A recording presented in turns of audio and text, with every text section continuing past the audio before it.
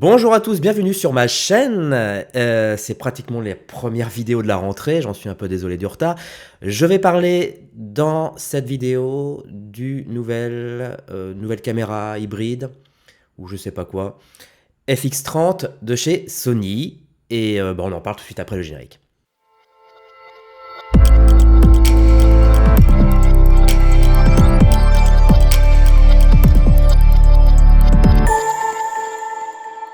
Alors j'ai été comme vous, j'ai été surpris, agréablement surpris on va dire par ce nouveau boîtier, le FX30. Alors déjà pour me positionner par rapport à Sony, je suis pas un vrai utilisateur de chez Sony puisque bon j'avais expliqué déjà sur pas mal de vidéos pourquoi Sony j'avais un peu du mal. Mais il se trouve que depuis quelques temps, et surtout depuis l'arrivée de la Venise 2, je suis très intéressé par Sony. Voilà, et je m'y intéresse énormément.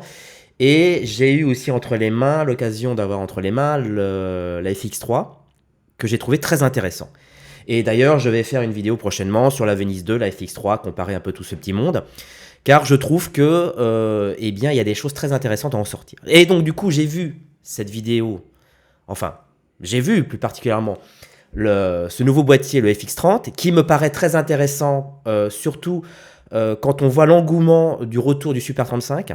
Oui, parce que vous avez dû remarquer que aujourd'hui pas mal de caméras reviennent sur le banc du Super 35, comme si on s'était peut-être dit que finalement le full frame c'était un peu trop loin et surtout ça nous limitait en termes d'optique.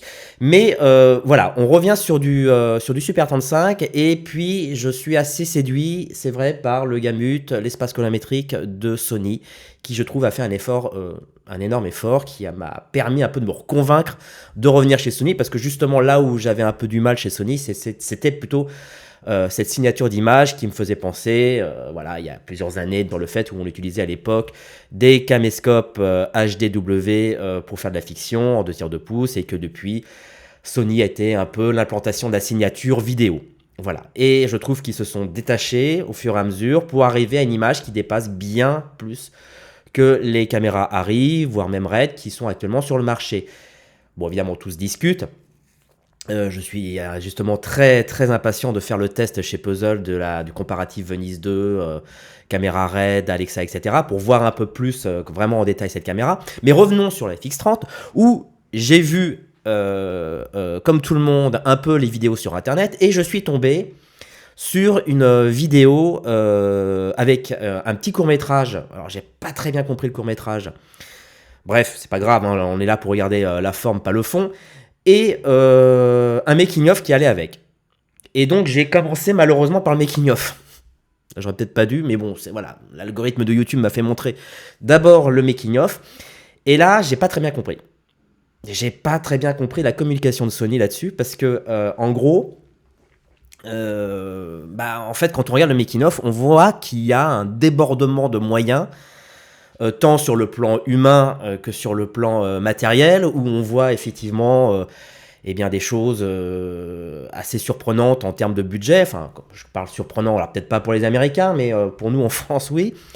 Surtout voilà, en termes de lumière, où on a énormément d'éclairage, on a des nacelles, on a de la construction, il y a de la machinerie, il y a un Trinity, il y a des optiques ciné, il y a une pointeuse qui pointe avec un WCU4 de chez Arri, qui vaut en gros 5 fois le prix du boîtier.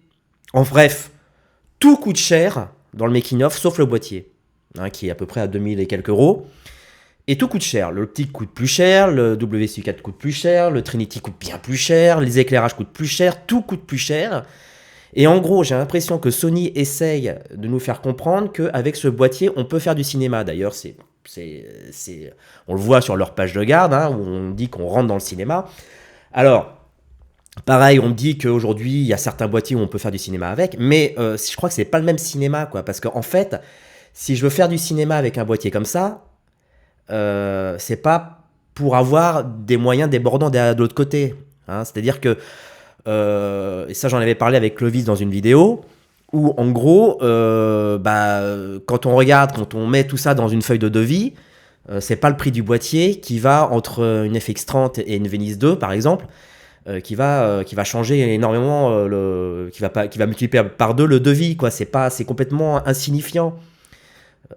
Enfin, je comprends pas. Je veux dire, si j'ai les moyens d'avoir autant de lumière, autant de machinerie, autant d'humains, autant de matériel, etc., je prends une Venise 2, je prends pas une FX30. Enfin, je trouve ça incohérent, complètement incohérent, ce making-of et cette communication, puisque c'est pas du tout ça que j'aurais bien voulu voir, mais plutôt justement faire raconter une histoire avec très peu de moyens.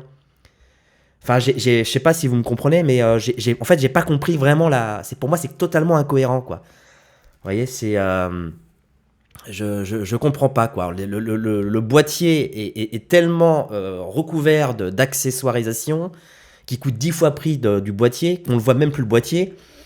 Et voilà, je trouve que c'est pas... ça aurait été pour la Venise 2, ok, mais là, pour la FX30, je comprends pas. D'autant plus que j'ai pas trouvé les images excellentes de ce court-métrage qui va trop vite.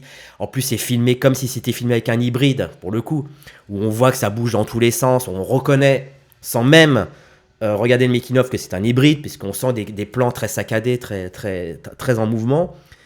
Voilà, et quand je vois le making-of, je trouve ça complètement déroutant, parce que je comprends pas, quoi. Je comprends pas que, en fait...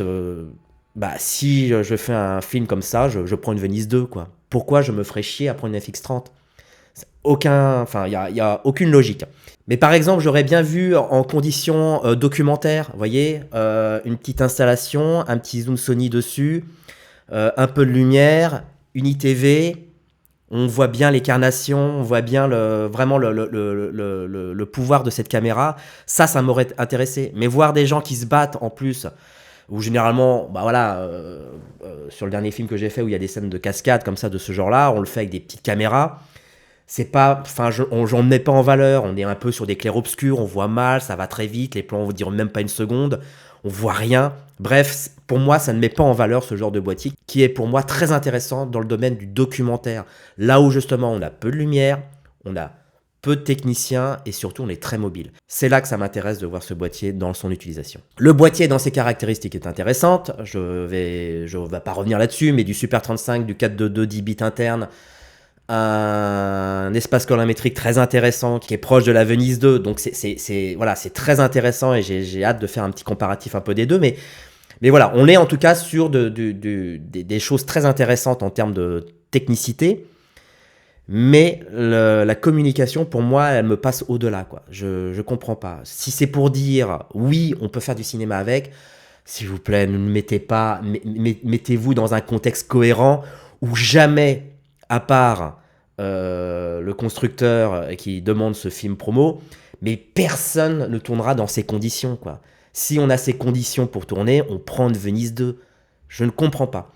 Voilà. Faudra qu'on m'explique. Donc voilà, c'était un peu c'est pas une vidéo de coup de gueule, hein, parce que bon, ça va pas changer ma journée, mais voilà, c'est juste de l'incompréhension. Et je pense qu'il aurait été beaucoup plus intéressant dans la vidéo démo de chez Sony, c'est justement de coupler le FX30 avec un zoom, avec montrer l'autofocus, mais pas quelqu'un avec un WSUI4 qui pointe ce genre de boîtier, quoi. C'est complètement ridicule, quoi. Alors n'hésitez pas à me dire ce que vous en pensez dans les commentaires. À ce sujet, par rapport à cette remarque. Sinon, pensez à vous abonner, à liker cette vidéo ou la partager. Et moi, je vous dis à très vite. Ciao.